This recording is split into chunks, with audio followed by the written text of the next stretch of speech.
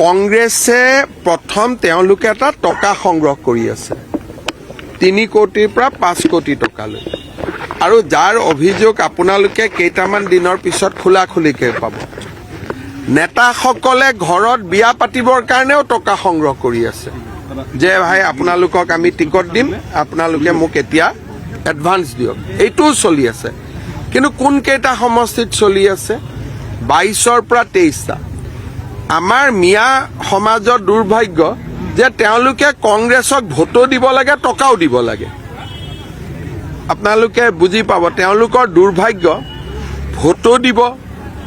আৰু টকাও দিব আৰু এভিকশ্যনৰ সময়ত কংগ্ৰেছ দলে সহায় নকৰে আজিও তেজপুৰত এভিকশ্যন আছে কংগ্ৰেছ দলেতো সহায় নকৰে আজি তেজপুৰত আমি 5000 বিঘা মাটি এভিকশ্যন কৰি তো কংগ্ৰেছৰ মিয়া সমাজৰ মই দুৰ্ভাগ্য বুলিয়ে কম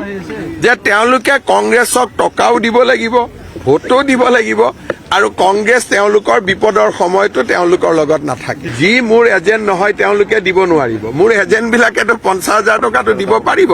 কাৰণ মোৰ এজেন্টবিলাক কোনবিলাক যি আগতে মন্ত্ৰী আছিল এমএলএ আছিল মোৰ লগত একেলগে পাৱাৰত থাকোতে কংগ্ৰেছ কৰিছিল গতিকে তেওঁলোকৰ হাততো ইমান টকাটো থাকিব ডেফিনেটলি মিজোৰামত মাজতে নিৰ্বাচন নহল আপোনালোকে আমি পাহৰি গলো মিজোৰামত হিমন্ত বিশ্ব শৰ্মাৰ কিছু লোকে পইচা লৈ দিছপুৰলৈ খেদি অহা বুলি ওলাইছিল কি হল বাতৰিটো নাজানিলো বোধহয় আপোনালোকে ধৰিব পৰা নাই কথাটো মিজোৰামত ইলেকশ্যন হৈছিলে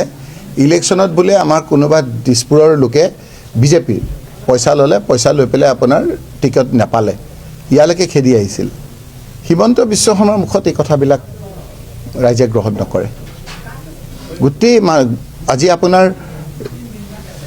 মই ধুবুৰীৰ পৰা আহিছোঁ ধুবুৰীৰ স্পেচিফিক সেইবিলাক কথা উত্তৰ নিদিয়ে আপোনালোকৰ আপুনি ইমান কষ্ট কৰি ইয়ালৈ আহি নিউজটো পঠিয়াব কিন্তু আপোনাৰ সেই গোৱালপাৰাতে নাইকিয়া হৈ যাব চিণ্ডিকেটৰ জাল্লাত মানুহ থাকিব নোৱাৰা হৈছে তাত মহন্ত বুলি এগৰাকীয়ে যিদৰে আপোনাৰ চিণ্ডিকেট আপোনাৰ কৰিছে এনে ধুবুৰী মানুহবিলাক বৰ বেয়া পায় তেওঁ কিন্তু ধুবুৰী চিণ্ডিকেটবিলাক বৰ ভাল চিণ্ডিকেটৰ পইচাখিনি খুব ভাল মুখ্যমন্ত্ৰীৰ মুখত এইখিনি কথা তেওঁ নিজৰ কথাখিনি উত্তৰ নিদিয়ে এটা গোটেই কথাটো ডাইভাৰ্ট কৰি দিছে তেওঁক জুবিনৰ কথা ক'ব তেওঁ বেলেগ কথা জুবিন ক্ষেত্ৰলৈ যোৱাটো তেওঁ বাধা দিছে জুবিনৰ সমাধিস্থলীত জুবিন ক্ষেত্ৰ বুলি আজি কৈছোঁ আমি তাত জুবিন অনুৰাগীসকলে যায় তাতো আপোনাৰ বাধা জুবিন গাৰ্গৰ মৃত্যুৰ ন্যায় বিচাৰিলে বিভিন্ন ক্ষেত্ৰত ৰঙাঘৰত সোমায় সেইকাৰণে মানুহৰ মনত তেনেকুৱা প্ৰশ্ন জাগিছে যে জুবিন গাৰ্গৰ মৃত্যুৰ ন্যায় মৃত্যু মানে তেওঁৰ হত্যাৰ ন্যায়